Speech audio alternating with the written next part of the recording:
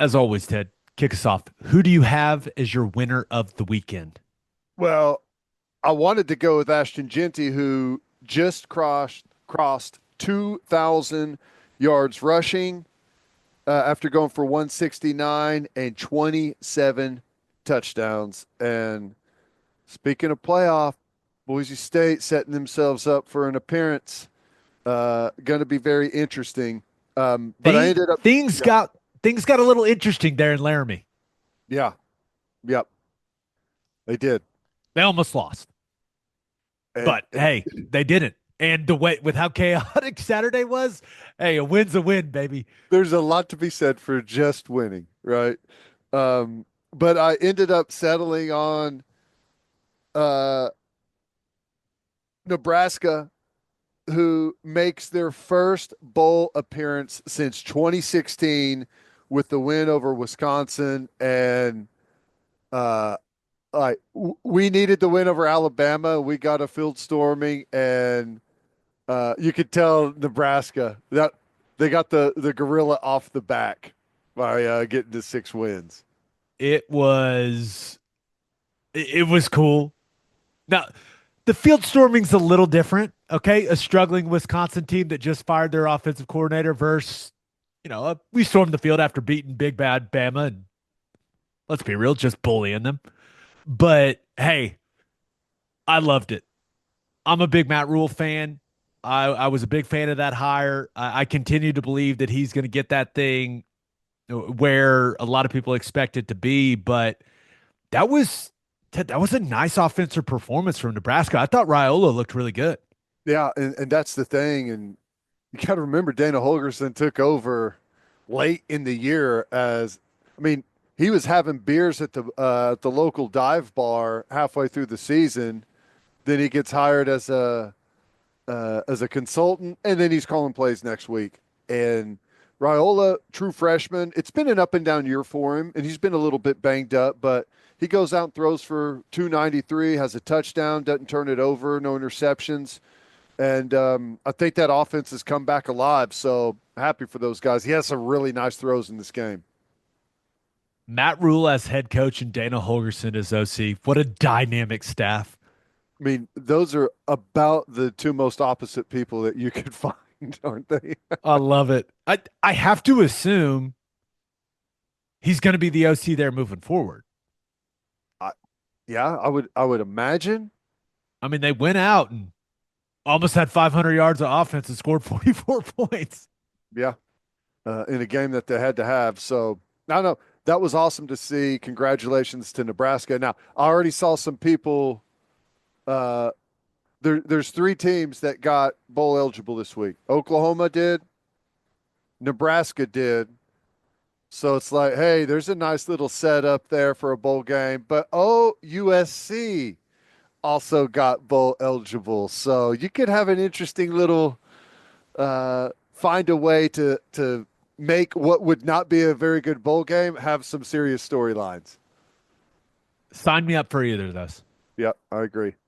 I think if OU fans had their pick, it'd be OU USC. Oh yeah. Especially if the Sooners go out and play well in Baton Rouge. Oh yeah. Like, Yeah. hey, bring them on. Let's do this. Let's tango, boys. But I would love OU Nebraska in a bowl game. That'd be awesome. Sign me Be up. awesome. Yep, that'd be cool. So some options there for sure, but very good deal by Nebraska. Good game by Raiola. That was awesome to see. I love Holgerson. such a such an awesome character. Love that guy. He's a wild dude. Who do you have as your loser of the weekend? BYU. Arizona State gets the win.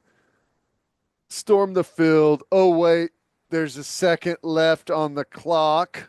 BYU gets the ball and they have a Hail Mary attempt and oh my gosh, they just come up a few yards short. I watching that unfold, and I didn't see it live. Well, I kind of saw it live, but I had to see what all happened later, and you had to know that Dillingham was like, "Oh my God, this is going to be one of those situations that everyone talks about forever," right?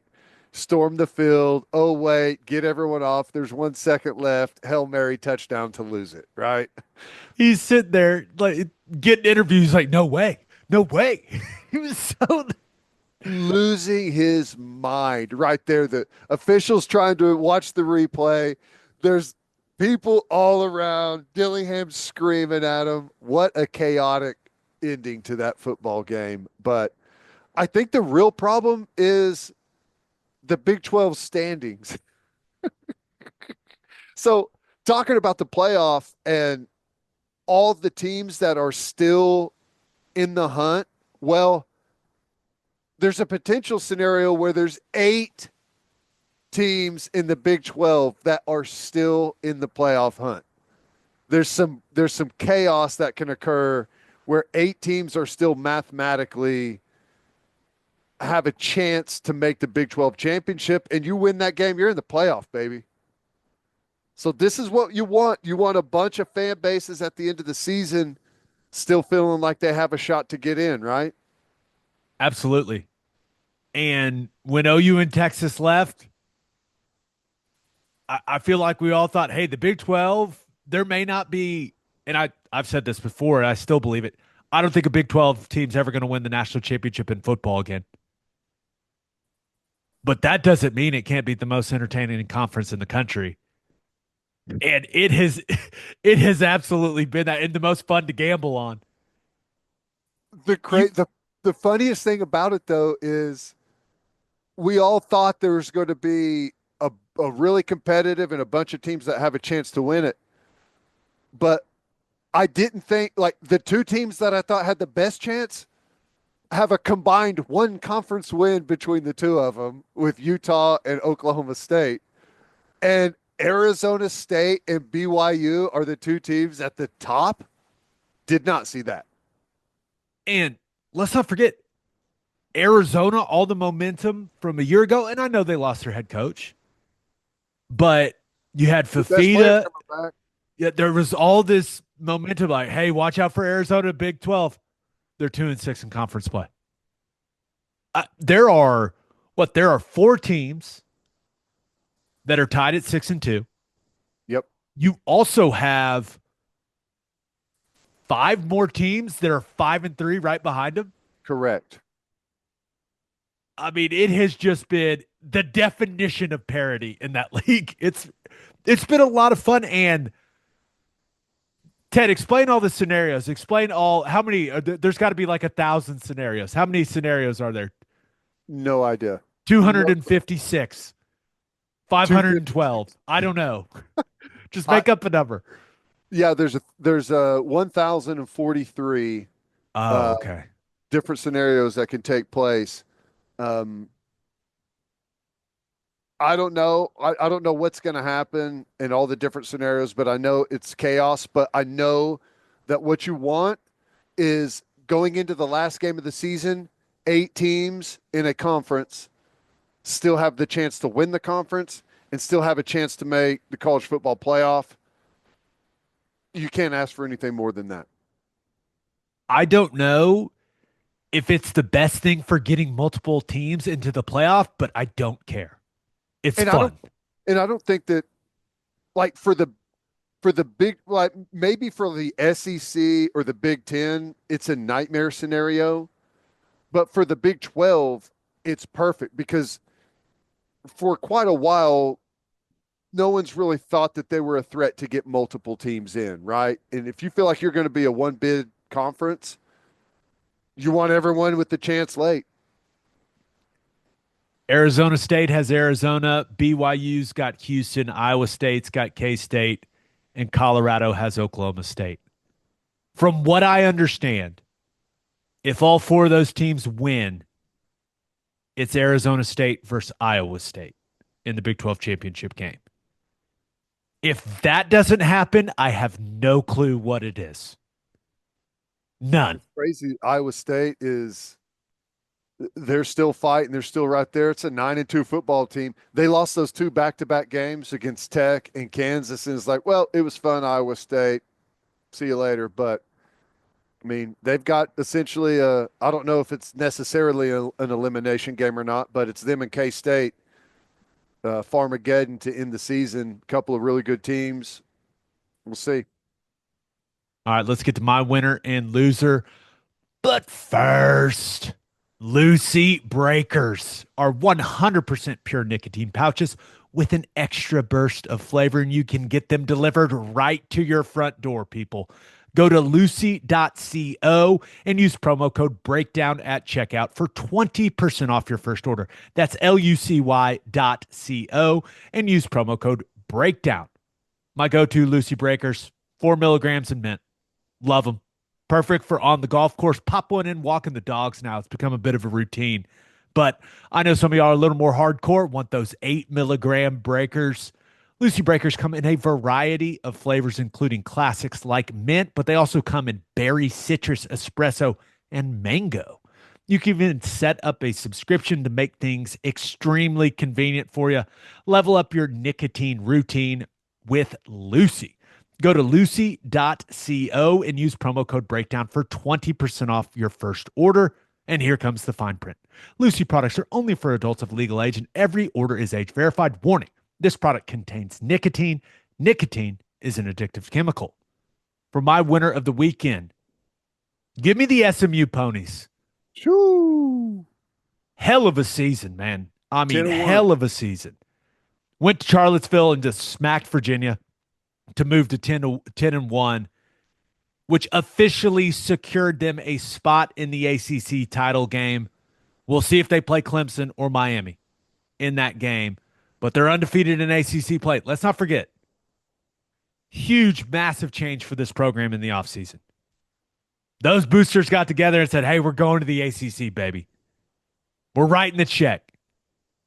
They won the American last year, and now they got every chance to win the ACC this year in their first year in the conference. And if you have not watched Kevin Jennings play quarterback, highly recommend. This dude is fun, and he does some things. He does some things that are I assure you his quarterback coach is not coaching him to do, Ted. But it's just he's really entertaining to watch. He's an excellent athlete. He's got a really nice arm, and he doesn't mind taking a chance with the ball. He'll scramble around and buy all kinds of time, and then all of a sudden just whip it back into the middle of the field, and you're going, oh my gosh, don't do that. And then, hey, one of those fast dudes they have at wide receivers making a play for him. So, what a year for Rhett Lashlee in this program, man. And they gave Lashlee another contract extension. He's not going anywhere. No, I don't think SMU's going anywhere. I mean, when you look at the ACC, I okay, you've got your typical names. You got Clemson, you got Miami, and you got Florida State. Florida State, they've got the state of Florida. Miami's got the state of Florida. Clemson is located to have, kind of the southeast of the United States recruiting wise. SMU's perfect location. They got the state of Texas. All right. They have a ton of great football players within 50 miles of their campus. And SMU has a lot of cash and a lot of rich alumni. So if it starts to look like, hey, SMU is a legit competitive team at the top, like a playoff contender year in, year out, I can see the money pouring in to that school to become competitive. Some autograph signings at Highland Park Village. No big deal. Me Casina. Maybe something at Shug's Bagels right there next to the stadium. Oh, I love that bagel place. So good. We need one in Oklahoma City bad, man. So It's a good. cool spot. We practiced there whenever we played in the Cotton Bowl in 2001. We used their facilities. It's in a Got it. cool spot. I mean, I'm sure it's all been upgraded since then, but just kind of the location is awesome. I Is there anything stopping them from being consistently good? No. It's going to be very difficult for them to consistently win recruiting battles over Texas and OU and Texas A&M. But if the money's right, man, they're going to get some guys. Well, And yeah. it seems like their alumni, now that they're experiencing success, and now that Rhett Lashlee appears to be locked in for the long haul, they a fan base that has not cared much about football appears to be starting to care about football.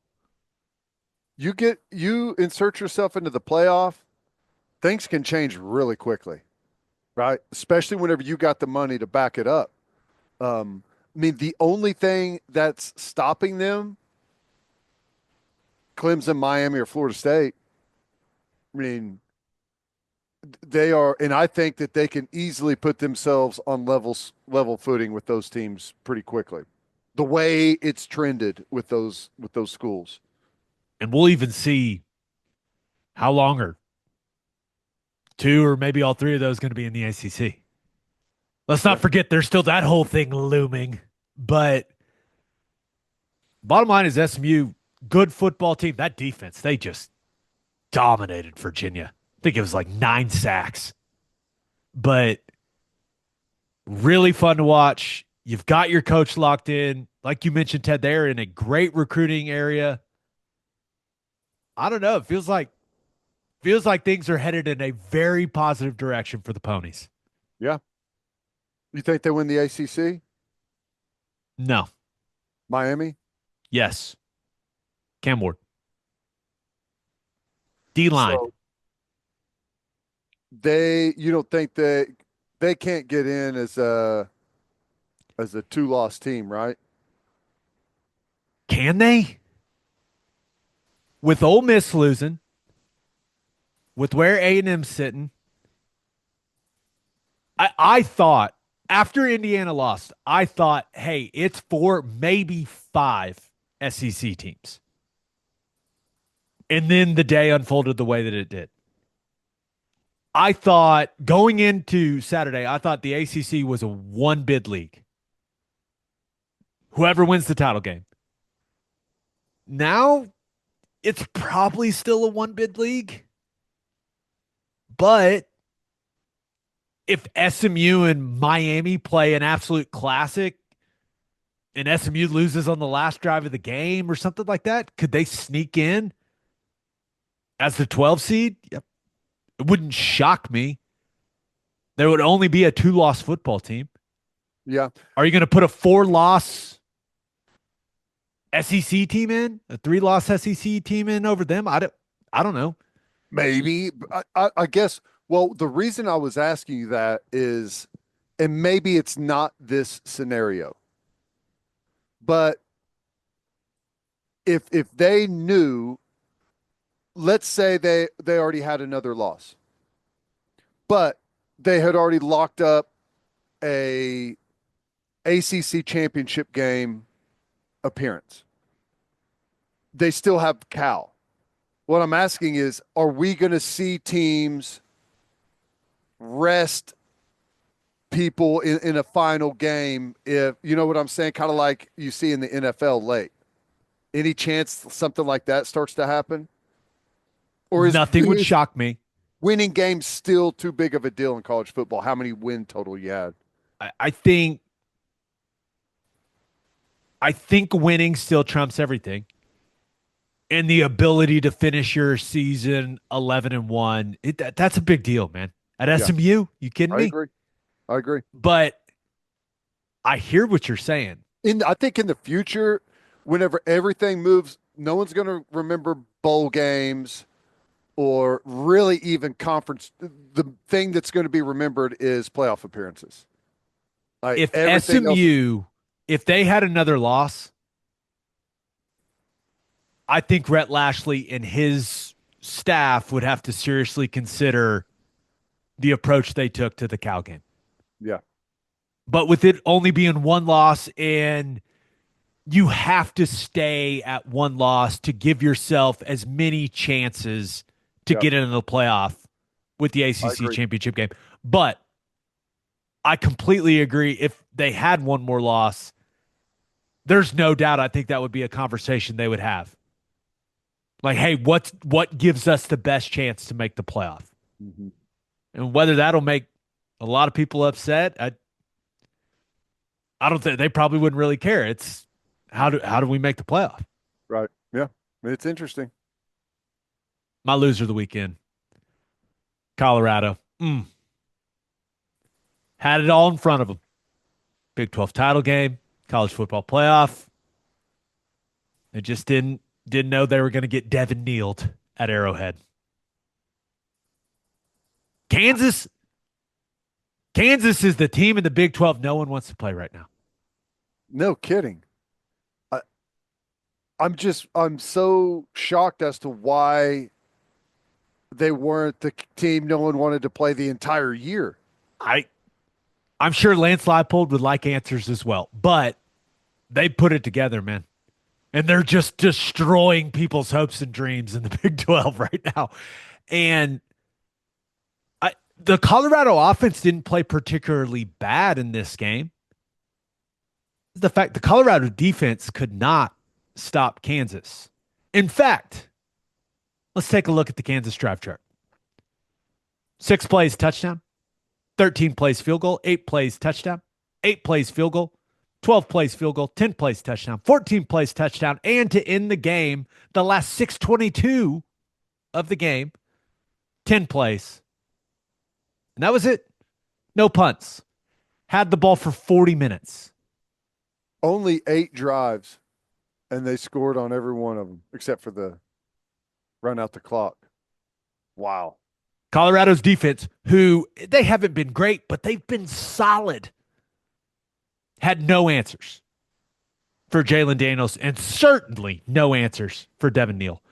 37 carries for 207, 3 rushing touchdowns, 4 catches for 80 yards and a touchdown. The dude was balling, Ted. Woo. What a game. Colorado offense was okay. Shadur Sanders was all right. I'm glad his knees are okay. My gosh. Jeez, that was crazy. How that didn't just fold his knees backwards, I have no idea. Like a blind missile shot to the kneecaps at full speed. Whew. It's a product of guys not being afraid of getting ejected for targeting. Yeah. Maybe you could say I don't know his intentions. Could you say, hey, yeah, he was trying to hurt him? Okay, I can't prove that that's not what he was trying to do, but it's one of those where he's like, guys aim low now. That's what they do. Now that's a penalty in the NFL, and should it be a penalty in college? Should we protect quarterbacks a little more in college? I don't know, but that was a. I'm just glad he's all right. Is that a penalty in the NFL outside the pocket? Well, he was outside the pocket, right? If that happens to Patrick Mahomes, I don't know the exact rule. A flag is being thrown, brother. If that happens to Patrick Mahomes, there's going to be a missing persons alert for whoever did it. Exactly. But Travis Hunter, I mean, he did what he does. 8 for 125, 2 touchdowns. Now, he did get picked by an official when he was at corner one time, and it was hilarious. But we talked about the standing situation in the Big 12. I mean, it just feels like Colorado, they were right there, Ted, and just couldn't take care of business against Kansas, who was playing really, really good football. And the only other thing about this game is who's going to win the Heisman Trophy?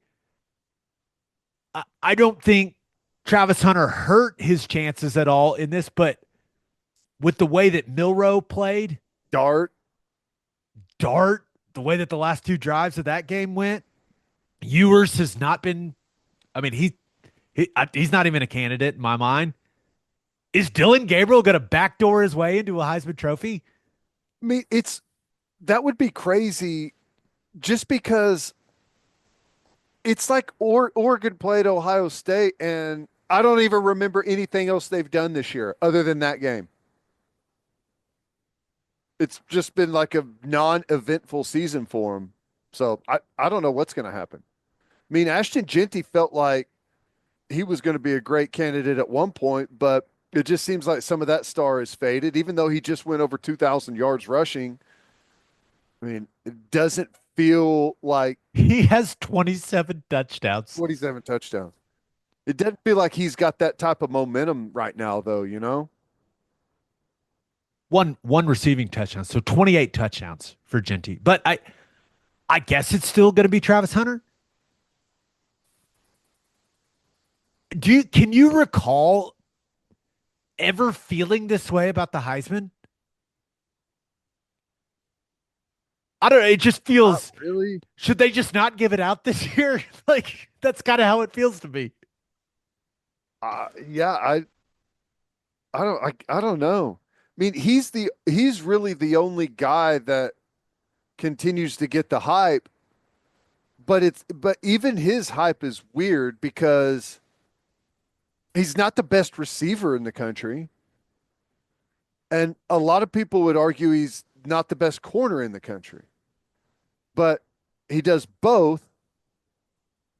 So does that default make you the best player in the I don't know. Even his situation is weird. Like I get it. I understand why he's up for it, but I mean, even what he's got, and they're now a three-loss football team, which isn't everything, but it's something. Well, it's weird. I know. The answer is no. I don't remember of time. If I had to bet money, I'd still bet on him. Yeah. But Cam Ward, I don't know. Like it I usually feel like I have a good sense of who the finalists are going to be, and that's even kind of a struggle for me right now. There's probably going to be a bunch of five or six finalists. No, they never bring that many guys. I They bring five. I remember having five before, right? I would love for it to just be five every year. Just Yeah. give me five. That way, it's weird that the number changes for me, but I don't know. It just feels like the one of the strangest Heisman Trophy races we've seen in a long time. Greg McElroy was on, and he was talking about Chris Paul, the linebacker for Ole Miss. Like that's how there's not someone that is like sticking out to say easy candidate right here. I don't know. It's weird. College football, baby. Love it. It's the best. It's the best. We're so much happier when OU wins. It's a totally different. I'm living on a different planet right now. I know when things start going poorly, it's natural. I think some fans check out of the pod a little bit. Hmm. I'd like to welcome you back. We're back, baby. We're back, baby. Back. I know Oh, things are good whenever I'm actually looking forward to the Monday Night Rudy show, oh, because it's usually like, oh my gosh, I have to go sit there with Venables and ask him a bunch of questions about the loss and how horrible it was. And well, what do we do now? Uh, it's going to be awesome.